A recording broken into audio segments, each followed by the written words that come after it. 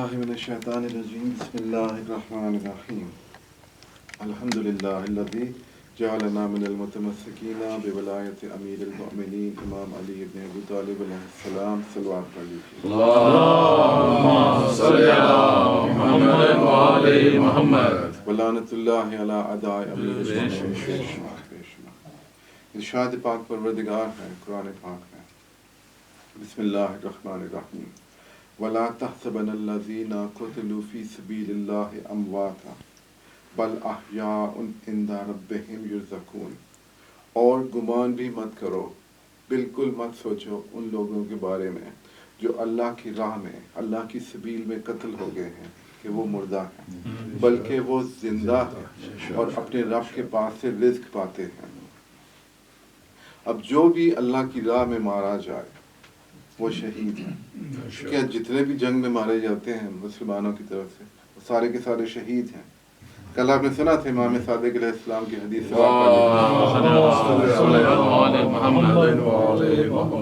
انہوں نے اپنے صحابی سے کہا کہ کوئی شخص جو کہ جنگ میں پہلی صف میں لڑ رہا ہے تو اگر وہ وہاں پہ مر جائے، قتل ہو جائے تو کیا خیال ہے کیا ہوگا؟ نے کہا جی وہ شہید ہوگا. انہوں نے کہا نہیں، وہ شہید نہیں ہوگا بلکہ وہ جہنم میں جائے گا. جی وہ کیسے؟ وہ ایسے کہ وہ اللہ کی سبیل پہ نہیں ہوگا. پھر اللہ کی سبیل کیا پوچھا گیا تو امام صادق علیہ السلام نے فرمایا کہ نحن السبیل اللہ، ہم ہیں اللہ کی طرف جانے والے سبیل. مولا علی علیہ السلام کا ارشاد ہے کہ انا سبیل اللہ و صراط اللہ، میں اللہ کی سبیل بھی ہوں اور اللہ کا صراط بھی ہوں. سبیل اور صراط ایک ہی راستے، ایک ہی چیز کے دو نام. اور جیسا کہ ہم زیارت جامعہ میں بھی پڑھتے ہیں وَأَنْتُمُ السَّبِيلُ الْأَعْظَمُ وَالصِّرَاطُ الْأَقُومُ، اور آپ ہی سب سے بڑا سیدھا راستہ ہو اور مضبوط راستہ ہو. یہ تو ہے ساری کی ساری جو باتیں میں نے آپ کو بتائی ہیں یہ شیعہ بکس میں سے ہیں. اگر آپ کسی سنی سے کہیں گے تو وہ کہے گا جی آپ ہمیں کیا کہہ رہے ہو، ہم تو آپ کی نائمہ کو مانتے ہی نہیں ہیں، آپ ہمیں کیا کہہ رہے ہو کہ سبیل کا مطلب کیا ہے؟ تو پھر کیا چاہتے ہو آپ؟ جی آپ ہمیں قرآن سے بتاؤ. تو آپ اس سے پہلے تو کہیں کہ او مجھے یاد آ گیا کہ آپ کے لیے تو قرآن کافی ہے، آپ کو تو حدیث چاہیے نہیں ہے کیونکہ آپ کے لیے تو قرآن کافی ہے. تو قرآن میں پہلے تو یہ دیکھو کہ سبیل ہے کیا، اور وہ سبیل جو ہے وہ رسول کے ساتھ کوئی علیحدہ چیز ہے، رسول نہیں ہے سبیل. کیونکہ سورہ فرقان میں اللہ کا ارشاد ہے وَيَوْمَ يَعَضُّ الظَّالِمُ عَلَىٰ يَدَيْهِ يَقُولُ يَا لَيْتَنِي وَيَوْمَ يَعَضُّ الظَّالِمُ عَلَىٰ يَدَيْهِ يَقُولُ يَا لَيْتَنِي اتَّخَذْتُ مَعَ الرَّسُولِ سَبِيلًا. ایک ظالم اس دن اپنے دونوں ہاتھ کاٹ کھائے گا اور کہے گا ہائے میری شامت، کاش میں نے رسول کے ساتھ سبیل کو بھی اختیار کیا ہوتا. اس کا مطلب ہے کہ سبیل رسول نہیں ہے، رسول کے ساتھ ہے سبیل جس کو اختیار کرنا ضروری ہے. اور یہ اب کیسے پتہ چلے کہ وہ سبیل کیا ہے قرآن میں؟ اسی سورہ فرقان میں آیت نمبر 57 اس میں اللہ کا ارشاد ہے قل کہہ دو ما اسألکم علیہ من اجر الا من شاء ان یتخذ الی ربہ سبیلا. کہہ دو کہ میں تم سے اس کا کوئی اجر نہیں مانگتا سوائے اس کے اگر کوئی چاہے تو اللہ کی طرف جانے والا، اپنے رب کی طرف جانے والا راستہ اختیار کرے. اب ادھر رسول نے کہا کہ میں تم سے کوئی اجر نہیں مانگتا سوائے اس کے کہ اللہ کی طرف، رب کی طرف جانے والی سبیل کو اختیار کرو. اور دوسری جگہ پہ سورہ شورى میں اللہ نے رسول سے کہا کہ کل لا اسألکم علیہ اجر الا المودۃ فی القربى ومن یقترف حسنۃ نزد لہ فیہا حسنا ان اللہ غفور شکور.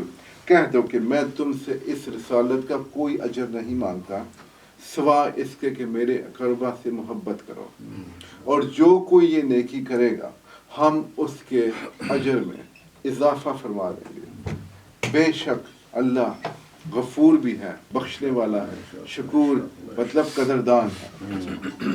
اب آپ کہیں گے کہ یہ کیا جی؟ اب بندہ پوچھ سکتا ہے نا کہ یا رسول اللہ ادھر آپ نے کہا کہ میں تم سے کچھ نہیں مانگتا سوائے اس کے کہ رب کی طرف جانے والی سبیل اختیار کرو. ادھر آپ کہہ رہے ہیں کہ میرے اقربا سے محبت کرو، اس کے علاوہ میں تم سے کچھ نہیں چاہتا. تو جواب ہو سکتا ہے کہ آئے کہ اس کا مطلب ایک ہی ہے، کیونکہ جب اللہ ایک جگہ پہ کہتا ہے کہ وَمَا لَكُم مِّن دُونِ اللَّهِ مِن وَلِيٍّ وَلَا نَصِيرٍ، اور نہیں ہے تمہارے لیے سوائے اللہ کے کوئی ولی اور کوئی مددگار. ٹھیک ہے، لیکن پھر دوسری جگہ اللہ کہتا ہے کہ انما ولیکم اللہ ورسولہ والذین آمنوا الذین یقیمون الصلاۃ ویؤتون الزکاۃ وہم راکعون. ایک جگہ اللہ کہتا ہے کہ تمہارا اللہ کے سوا کوئی ولی نہیں ہے، دوسری جگہ کہتا ہے اللہ بھی تمہارا ولی ہے، رسول بھی ولی ہے، علی بھی ولی ہے. اس کا کیا مطلب ہے؟ تو اس کا مطلب یہ ہے کہ جیسا اللہ کی ولایت کو ماننا شرط ہے، ویسا ہی رسول اور علی کی ولایت کو مانو گے تو اللہ کی ولایت کو مانو گے. اسی طرح اگر آپ سبیل کو چنو گے تو آپ اقربا سے محبت کرو گے تو آپ سبیل پہ آ جاؤ گے. کیونکہ اگر یہ تو ہماری زبان میں بھی ہے نا، اگر آپ کسی سے کہیں کہ مجھے ایک گلاس پانی دے دو اور دوسرے دفعہ کہتے ہیں کہ مجھے کچھ نہیں چاہیے، ایک کپ میں پانی دے دو، بات تو ایک ہی ہے نا. ٹھیک ہے، اسی طرح ہی سبیل اور اقربا میں کوئی فرق نہیں ہے. ہاں صرف یہ ہے کہ بہت سارے لوگوں کو، رشتہ داروں کو ڈال دیا گیا اقربا میں، یہ بھی قریبی ہیں، یہ بھی قریبی ہیں. یہ پہلے اگر آپ کو انہیں سنائیں گے انما یرید اللہ، تو کہیں گے جی ان میں تو ازواج بھی آ جاتی ہیں، لیکن آپ کو اقربا مل ہی نہیں سکتے سوائے کس کے؟ مباہلہ کے. بالکل اللہ نے سیدھا کر کے دکھا دیا سب کو کہ یہ ہیں اقربا، ان سے کرو گے محبت تو تمہارا ہر ایک عمل کامیاب. وہ کیسے؟ اس لیے کہ رسول نے کہا ہے کہ اجر جانماز ہے. ٹھیک ہے جی، آپ جا کے دکان سے اٹھا کے لے آتے ہیں، اس دکاندار کو اس کا اجر نہیں دیتے، آپ اس پہ دن رات نمازیں پڑھتے رہیں، تہجد پڑھتے رہیں، کوئی ثواب ہوگا آپ کو؟ نہیں. ایک جانماز کا اجر ادا نہ کرنے سے اگر آپ کو کوئی اجر نہیں ملے گا، تو رسول جس نے پوری زندگی آپ کی خدمت کی، کیا رحمت للعالمین ہے، ہماری خدمت کی حضور نے، کیونکہ جس کسی کے فائدے کے لیے جو کوئی کام کرتا ہے وہ اس کی خدمت کر رہا ہوتا ہے. اور حضور صلی اللہ علیہ وآلہ وسلم نے اللہ کا پیغام ہم تک پہنچایا تاکہ ہم جہنم سے محفوظ رہ سکیں. اور اس کے بدلے میں اللہ نے کہا کہ تم ان سے کہو کہ تمہارا اجر کوئی نہیں ہے، بس تمہارے قریبیوں سے محبت کریں. تو جب تک وہ محبت نہ کی جائے گی اس وقت تک کوئی عمل قبول ہی نہیں ہو سکتا. اور وہ کون ہے جو کہ بنیاد ہے تمام اقربا کی، اقربا کی بنیاد ہے، اور اس کی وجہ سے تمام اقربا کے ساتھ یا تو محبت کی جاتی ہے یا ان کے ساتھ دشمنی کی جاتی ہے. اس شخصیت کا نام ہے مولا علی علیہ السلام. نعرہ حیدری.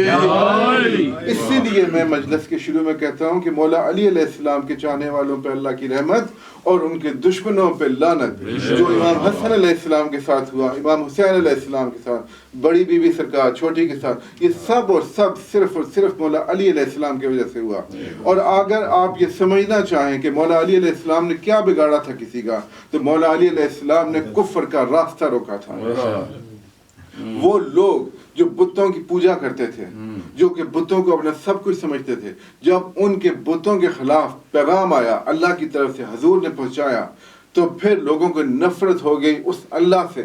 اور وہ سامنے تو آتا نہیں، اور جبرائیل کے بھی دشمن ہو گئے کہ جبرائیل کیوں آتا ہے پیغام لے کے. اور انہوں نے کہا کہ ٹھیک ہے محمد کو قتل کر دو. اب محمد کو کیسے قتل کریں؟ پہلے تو محمد کے آگے علی کے بابا کھڑے رہے، کسی کی مجال نہ ہوئی ہاتھ بھی اٹھانے کی. اور جب علی کے بابا گئے تو پھر علی کھڑے ہو گئے.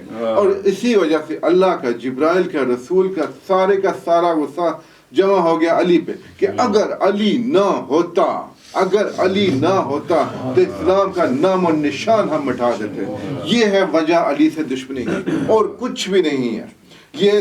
اور جو لوگ شروع میں مسلمان ہو گئے تھے ان کے اندر کیا دشمنی ہے علی کی؟ وہ بغض ہے، حسد ہے کہ یہ کیوں آگے بڑھ رہا ہے. حالانکہ علی ان سے چھوٹے تھے عمر میں، علی بڑے نہیں تھے ان سے. کوئی مطلب ہے کہ علی سے 10 سال بڑا، کوئی 20 سال بڑا. انہیں موقع تھا، خندق میں انہیں پہلے موقع ملا، خیبر میں انہیں پہلے موقع ملا، احد میں انہیں موقع ملا، بدر میں انہیں موقع ملا. قدم کسی جگہ پہ ان کے ٹکتے نہیں تھے، ایک سیکنڈ میں تو ان کی جان نکل جاتی تھی. تو پھر اگر کوئی آگے بڑھ کے فتح اٹھا لیتا تھا تو اس کے ساتھ دشمنی کیوں کرتے ہو بابا؟ اور پھر سن بھی چکے ہو اللہ کے رسول سے کہ یہ جو ہے یہ حق اور باطل کی پہچان ہے. حق اس کی سائڈ پہ، باطل اس کی اگینسٹ. اور کیوں اس کے ساتھ دشمنی کرتے ہو پھر؟ اور پھر یہ کہ منافق اور مومن کی پہچان ہے. لا یحبک یا علی لا یحبک الا مومن ولا یبغضک الا منافق. تم سے مومن کے سوا کوئی محبت نہیں کرے گا اور منافق کے سوا کوئی بغض نہیں رکھے گا. اور مولا علی علیہ السلام کے ساتھ محبت کا حکم دیا اللہ نے اور اللہ کے رسول نے. تو کیا صلہ دیا مولا علی علیہ السلام کو؟ حضور کی آنکھیں بند ہونے کے ساتھ ہی پہلے تو سقیفہ میں اکٹھا ہو کے ان سے ان کی خلافت کو چھین لیا، اور پھر ان کی اچھا بی بی سرکار سے جو چھینا گیا فدق، وہ بھی میں آپ کو لکھ کے دینے کے لیے تیار ہوں. صرف اس لیے چھینا گیا کہ وہ مولا علی علیہ السلام کی بیگم تھی. اگر ان کی شادی کسی اور سے ہوئی ہوتی، جو کہ ہو ہی نہیں سکتی تھی، ایسا ہو ہی نہیں سکتا تھا، کیونکہ حضور صلی اللہ علیہ وآلہ وسلم کا ارشاد ہے کہ اگر علی نہ ہوتے تو فاطمہ کو کوئی کف ہی نہیں تھا. لیکن فرض کرتے نا کہ کسی اور سے ہوئی بھی ہوتی، یہ فدق کبھی بھی نہ چھینا جاتا. یہ بھی مولا علی علیہ السلام کے ساتھ دشمنی. اور پھر مولا علی علیہ السلام کے ساتھ دشمنی ایسی بڑی کہ لوگ ان سے آنکھیں پھیر لیتے تھے. مولا علی علیہ السلام وہ مظلوم ہے، اول المظلوم، جن کے سامنے ان کے گھر کے دروازے کو جلایا گیا اور ان کے دروازے پہ دھاوا بولا گیا، دروازے کو جلایا گیا، گرایا گیا. ان کی بیگم کو، ان کی زوجہ محترمہ کو، نہ صرف ایک درہ ہے وہ مارا گیا. اور آپ سنا ہے نا کہ بی بی اپنے اس ہاتھ سے تسبیح نہیں پڑھ سکتی تھیں. تسبیح کا وزن کتنا ہوتا ہے، لیکن یہ ہاتھ اتنا بری طرح سے ٹوٹ چکا تھا کہ اس سے تسبیح بھی نہیں اٹھا سکتی تھی، اور پہلو پہ ہاتھ تھا مرتے دم تک. اور مولا علی علیہ السلام سے ایک دن پوچھتی ہیں کہ یا علی، میں نے سنا ہے کہ آپ باہر جاتے ہیں تو لوگ آپ کو سلام تک نہیں کرتے. تو مولا علی علیہ السلام نے جواب دیا کہ یا بنت رسول اللہ، بات اس سے بہت آگے نکل گئی ہے. اب میں لوگوں کو سلام کرتا ہوں اور لوگ آگے سے مجھے جواب بھی نہیں دیتے. اس قسم پرسی کی حالت میں مولا علی علیہ السلام کی بیگم نے اپنی زندگی کے آخری دن گزارے، اور اتنا شکستہ دل تھی وہ، اتنی شکستہ دل کہ انہوں نے مولا علی علیہ السلام سے کہا کہ میرا جنازہ رات کے وقت اٹھانا، اور وہ تمام لوگ جو انہوں نے مجھے دکھ دیا وہ میرے جنازے میں نہیں آ سکتے. تو سیدہ کونین کا جنازہ رات کے وقت اٹھایا گیا اور ان کو اندھیرے میں دفن کیا گیا، اور ان کی قبر کا نشان تک مولا نے مٹا دیا. لعنت اللہ علیہ سید محمد